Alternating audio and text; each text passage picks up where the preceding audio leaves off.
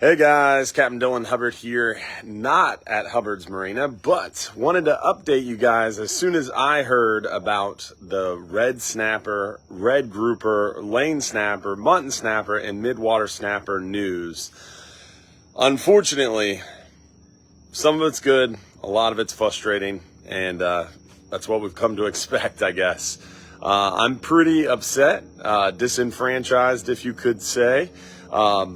Definitely not going to see a federal for-hire red snapper season. So we'll start with that. No extension to our federal for-hire red snapper season in the Gulf of Mexico. No shot. The Wave 4 numbers came out. They were published on the website today. 95% of the ACT or annual catch target was met. So 95% of that annual catch target was met. That means no red snapper season extension will be possible because there is a buffer due to management uncertainty that we could have gotten rid of if we continue to move forward with daily electronic reporting. But that's a whole different video that we've already filmed. And we're going to have new daily electronic reporting very soon to remove that buffer, and then we'll have more season access because we'll have lower buffers because we're removing management uncertainty by doing daily electronic reporting. But again, whole nother video. Red grouper news. That's even more frustrating. So Wave 3 data was already published on the website. Wave 3 data was there May and June. So waves 1, 2, and 3 were already on the website. So we were just waiting for wave 4. So what that means is on the website, it showed all the landings from January 1st through the end of June. It showed 6 months of red grouper landings. And in those 6 months, 63% of the red grouper were landed. So that means a little more than half of the fish were caught for the year. So a betting man would say the season only went 19 more days, right? Because season ended July 19th. They shut us down super early. So I was thinking we're going to get another red grouper season. They're going to announce red grouper reopening. We're going to have more days to fish for red grouper, right? That's what you would expect. If we only landed 60% in the first 6 months of this year, then if we only had 19 more days to fish for them, we got to have more quota left, right? Nope. They published the numbers today. We're 130%. So that means in 19 days, we more than doubled the year-to-date landings for red grouper. Those numbers don't make sense. That math doesn't math. Something smells fishy. And it's not the fish on the deck because we're being shut out of the fishery. Super frustrating.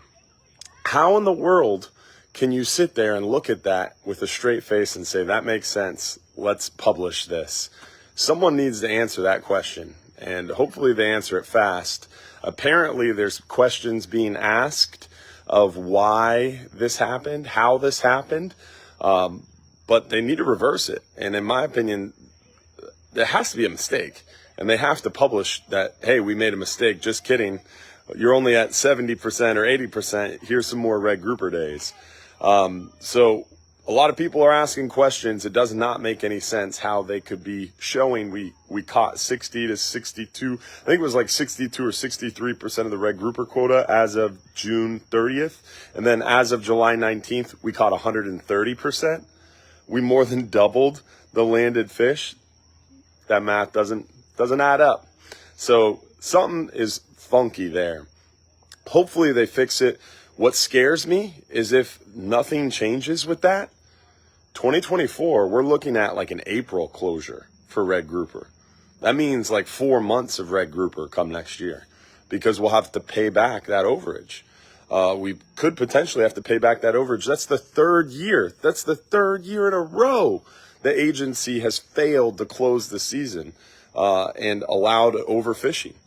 So that's the third year in a row. Fishermen are just going out there and obeying the regulations. If the season's open, we go fishing. We catch and keep these fish.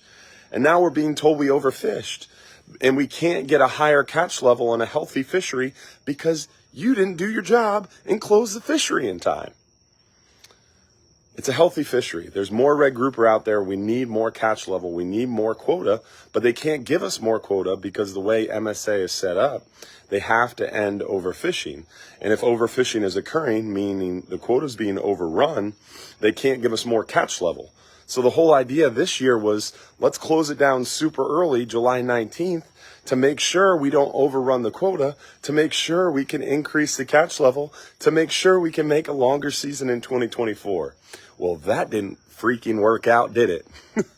Unfortunately, now we're looking at a 30% overage and no extension to our red grouper season this year and an even shorter red grouper next year.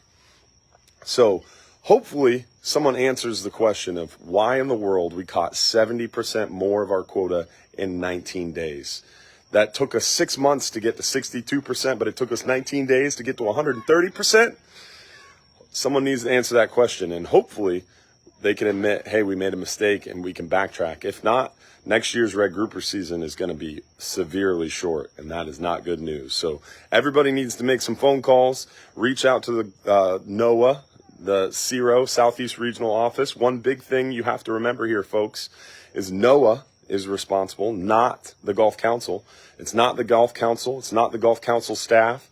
It is NOAA's National Marine Fisheries Service Southeast Regional Office that is responsible for quota monitoring and season projections, and they are failing miserably at that job.